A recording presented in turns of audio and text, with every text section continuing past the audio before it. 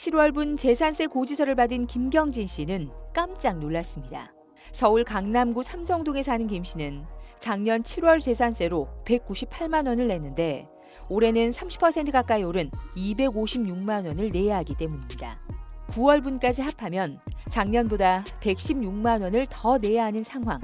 김 씨는 강남에 사는 게 죄냐면서 한 집에 10년 넘게 살아왔을 뿐인데 100만 원 넘게 세금이 오르니 당혹스럽다고 말했습니다.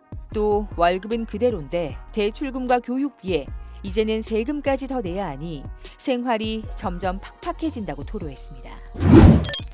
올해 재산세 고지서가 본격적으로 날아오면서 여기저기서 아우성이 터져나오고 있습니다.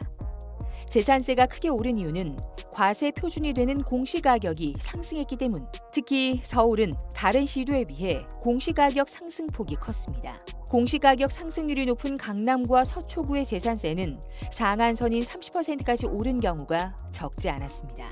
특히 1주택 실거주자들의 불만이 큰데요. 정부가 다주택자와 단기주택 매매자의 세 부담 상향에 주안점을 뒀다고 했지만 1주택자의 세금도 급등했기 때문입니다.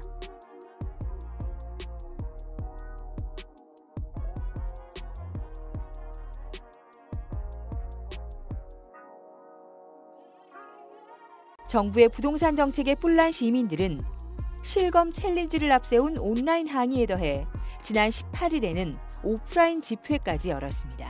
특별한 수입이 없는 은퇴한 고령자는 특히 더 갑갑한 상황입니다. 서울 마포구 공덕동에 사는 이혜정 씨는 집 한 채가 노후대책의 전부라면서 수입도 없는데 세금만 오르니 막막하다고 한숨을 내쉬었습니다.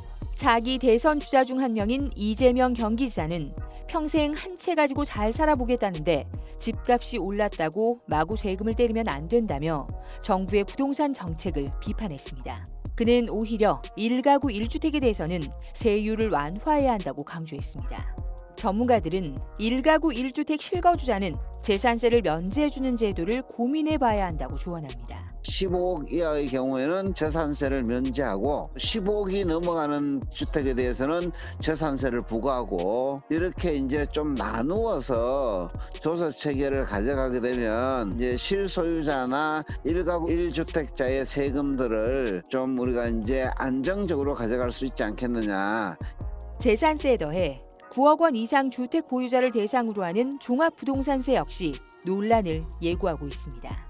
과세 표준을 정할 때 적용하는 공정시장 가액 비율이 85%에서 90%로 올랐기 때문에 올해 종부세 부담은 더 늘어나게 됩니다.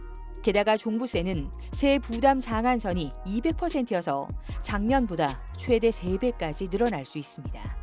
정부에서는 집을 사지도 말고 팔지도 말고 보유하지도 말고 라는 우리가 전략으로 징벌적 가세로 이제 가고 있는데 세금을 많이 거둔다고 해서 집값 안정에 도움이 된다는 현상들은 나타나지 않습니다. 그 조세가 소유자에게 가는 것이 아니라 임차인에게 전가되는 효과들이 있기 때문에 결국은 나중에는 이제 기존 임차인들이 피해를 입는 사례들이 문제점들이 나타날 것입니다. 올해뿐 아니라 내년 내후년에도 공시지가와 함께 재산세, 종부세가 지속적으로 인상될 전망이어서 주택 보유자들의 부담이 더 커질 수밖에 없는 상황.